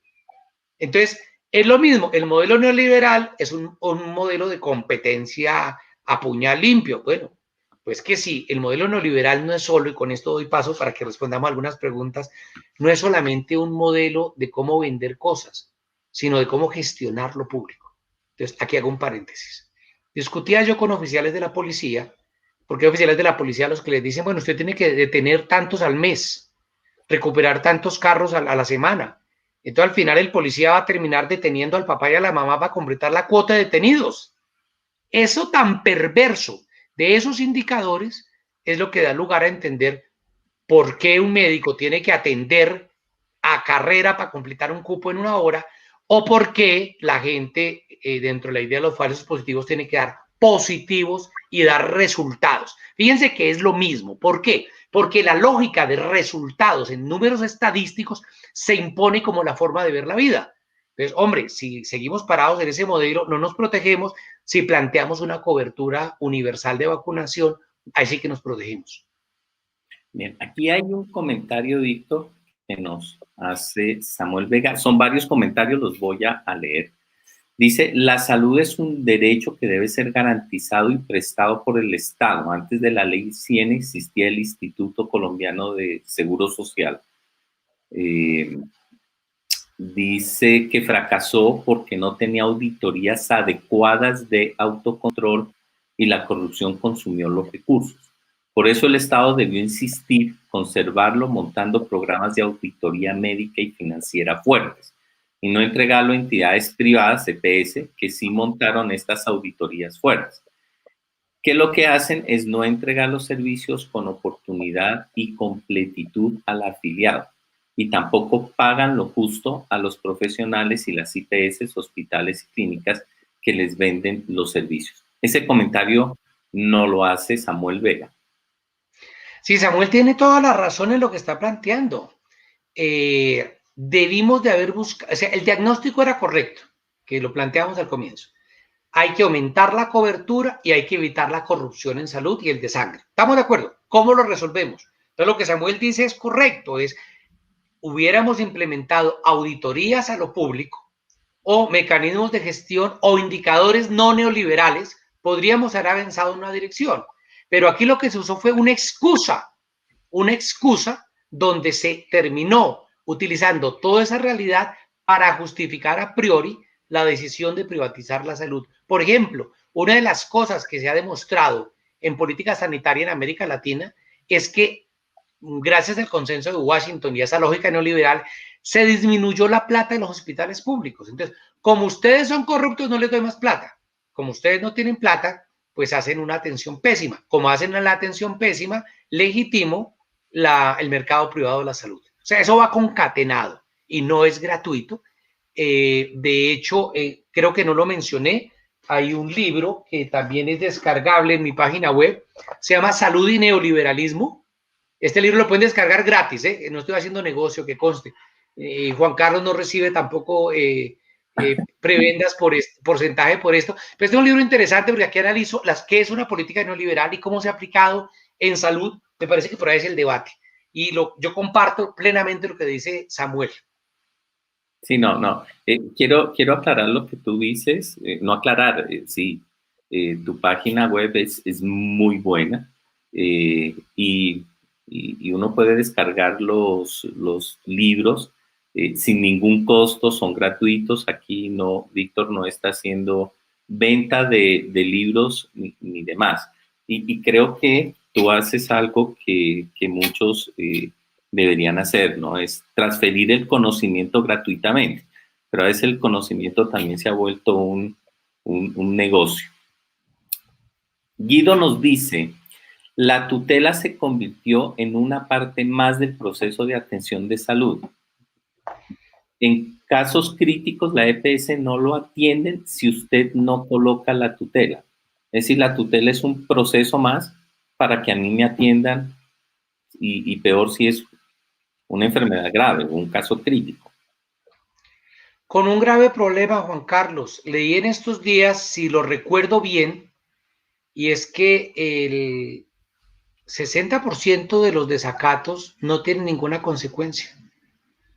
Entonces, el grave problema, primero, estoy de acuerdo con la persona que lo mencionó y es perverso. Es decir, si yo tengo que decir de una vez, bueno, vaya llevando a mi mamá al médico y yo voy preparando la tutela, pues eso demuestra la perversión tan brutal del sistema. O sea, eso no le cabe en la cabeza a nadie.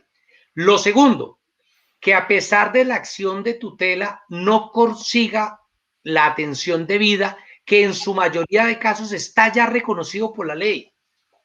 Y lo tercero, que los desacatos a las tutelas que reclaman el derecho a la salud no tienen consecuencias. O sea, realmente es peligroso porque las decisiones no pueden tomarse en los tribunales. Aristóteles decía que la justicia, que el derecho no tiene que ver con la justicia, que el derecho tiene que ver con la injusticia, porque si hay justicia, ¿para qué derecho? Es decir, el derecho de alguna manera es, lo sugiere García Márquez en uno de sus libros, García Márquez dice que la cirugía es el fracaso de la medicina. Entonces yo pensaba hasta qué punto el derecho es el fracaso de la convivencia.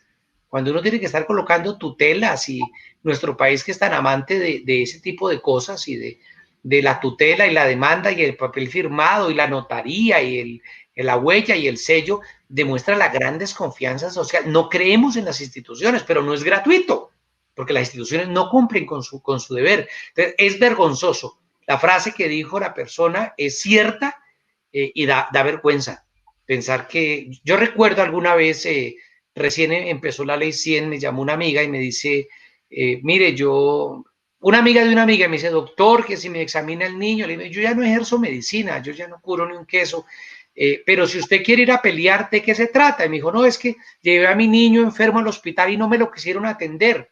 Y entonces yo estoy buscando plata para pagar, ya en manos de la ley 100. Le dije, vea, señora, ¿usted quiere pelear? Me dijo, sí. Le dije, fácil. Vaya, mire al médico a los ojos y le dice, si no me atiende mi niño, le meto una tutela. La señora no tenía ni idea que era tutela, el médico tampoco, pero ella me hizo caso y consiguió que le atendieran el niño. El niño duró 8 días hospitalizado, Juan Carlos. A los 8 días me llamó la señora y me dice, doctor, llorando igualmente, doctor, que estoy haciendo una colecta porque tengo que pagarle al hospital. Le dije, a ver, señora, si usted no tiene plata, no tiene plata.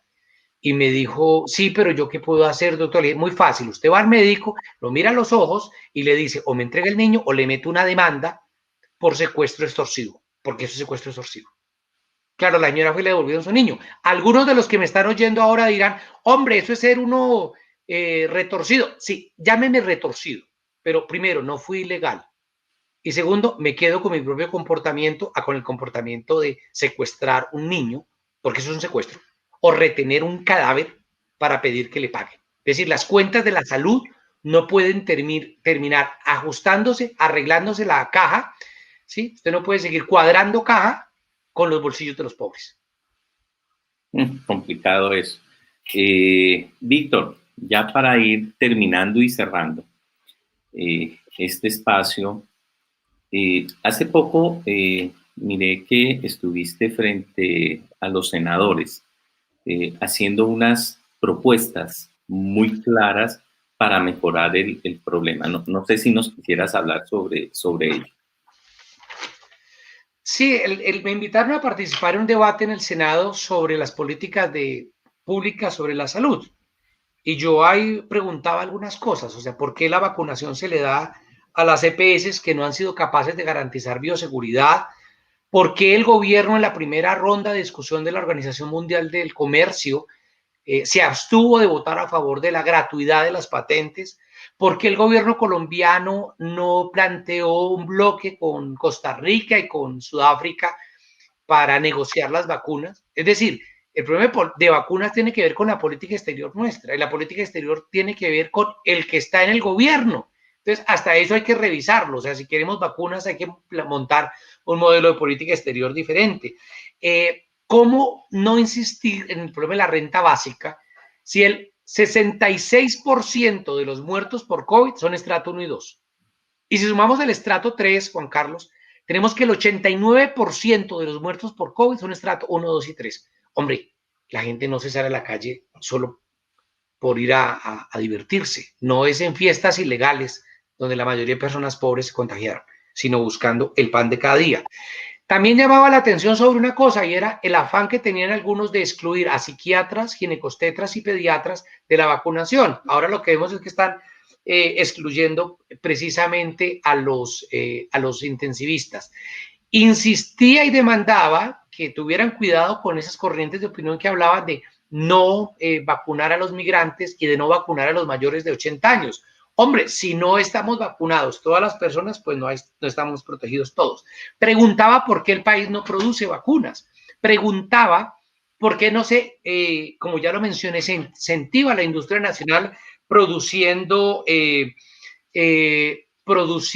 jeringas. Preguntaba por qué la actitud del gobierno de no comprar la vacuna rusa en su momento, y planteaba algunas alternativas, ¿no? Primero, reactivar el plan ampliado de inmunizaciones, donde lo público que sí sabe vacunar asumiera tal responsabilidad, intervenir las unidades de cuidados intensivos privadas.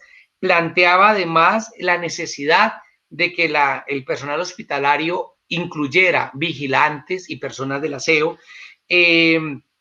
Insistía en la necesidad de que si se hacían compras por las regiones se tuviera un concepto de solidaridad, y lo que vemos es que ni siquiera en una compra nacional se prioriza y se entiende lo de Venezuela. Y planteaba la necesidad de una veeduría que le hemos desarrollado de la sociedad. ¿Por qué? Porque una veeduría frente a las vacunas se impone cuando las IAs de turno están más pendientes de darle gusto al señor Duque que en asumir su papel constitucional. Entonces yo creo que ese debate fue importante porque la sociedad tenemos que hacernos escuchar, y una forma de hacernos escuchar son esos espacios cuando se da una luz de democracia. Bien, Javier Ortega nos dice: felicitaciones por este programa, saludos desde la comunidad de usuarios de la salud Popayán. Por favor, esta pregunta de los muchos problemas de la ley 100, nos dice Guido, ¿cuál es prioritario derogar? ¿La EPS? ¿Hay algún problema crítico en esa ley que solucionándose se solucionan los demás? A ver, hay gente que le dice a un hombre no sea radical, pero radical no es lo mismo que ser fanático ni dogmático. Radical es ir a las raíces, de ahí viene la palabra, y hay que ir a las raíces del malestar que tenemos. Yo creo que hay cosas que uno puede ir pasito a pasito, pero hay saltos. Saltar un abismo no se puede hacer pasito a pasito, hay que dar el salto. Y el salto para mí, en mi opinión personal, podemos disentir, podemos discutirlo, es acabar la intermediación financiera del mercado de la salud. Mientras podemos hacer cositas, sí, podemos avanzar en que los pacientes se empoderen, como la asociación que ustedes tienen, para dar la pelea. Podemos aumentar las tutelas, podemos hacer mayor denuncia pública, aumentar los controles sociales, las veedurías, los comités de participación, pero sin que diga que todos los males derivan de la intermediación financiera, sí una parte importante. Entonces, eso no quiere decir que no haya problemas. Samuel lo decía, hay un problema de corrupción que puede permanecer aún acabándose las EPS, pero es más fácil meterle mano a ciertas cosas. Resolver todo diciendo que todo es un problema de corrupción, me parece que nos limitamos. Yo personalmente creo que el problema central es la existencia de un intermediario financiero, que es el que explica los paseos de la muerte, las listas de espera y la desfinanciación de los hospitales, por mostrar tres cosas grandes que todos y todas podemos sentir a flor de piel. Víctor, tú decías hace un rato que las universidades tienen un papel muy importante. Y es que las universidades se pueden constituir en aquellos asesores del Estado, tomar acciones frente a capacitación o formular políticas, en fin. Para ti, en este caso de la salud, ¿cuál debería ser el papel de las universidades? Uno, a nivel general de las universidades. Dos, de las universidades que tienen facultades de salud. A ver, lo primero, quienes nos están atendiendo ahora, decir esa neuróloga que está de turno, el cardiólogo que está de turno, el jefe de enfermería o la jefe de enfermería que está de turno, salieron de la universidad. Es decir, hay un sistema de salud porque las universidades han contribuido a formar un recurso humano, yo no digo talento humano, va de terrible eso, un recurso humano en salud que está poniendo el pecho, que está ahí, dándole frente a la pandemia en primera fila. Por tanto, habría que devolvernos, Juan Carlos, y empezar por agradecer y reconocer a las universidades ese papel que han cumplido. Segundo, hay varias universidades comprometidas como esta en generar un debate público. Los debates públicos son fundamentales. Tercero, hay colegas míos graduados que son hoy en día asesores del gobierno. Ahora, algunas de esas personas me han dicho, esto en petit comité, a puerta cerrada, es que una cosa es lo que ellos proponen y otra cosa es lo que los gobernantes dicen. Es decir, no toda decisión política, desafortunadamente, tiene un sustento técnico. Cuarta cosa importante, la cantidad de facultades de medicina, que es los paisas, por ejemplo, o en Bogotá, que dijeron, bueno, nosotros nos dedicamos a, díganos qué hay que hacer para ayudar a diagnosticar, para ayudar a tratar, para crear ventiladores, para un poco de cosas donde la universidad se volcó. Y yo creo que eso hay que agradecerlo. Pero creo que de manera estratégica hay que buscar que fabriquemos o busquemos por consenso, construyamos, es la palabra adecuada, un modelo de salud que sea compatible con la salud como derecho humano. Y en eso hay muchas personas que pueden ayudarnos a conseguir un modelo de salud que sea justo, que sea posible, que sea respetuoso de la dignidad humana.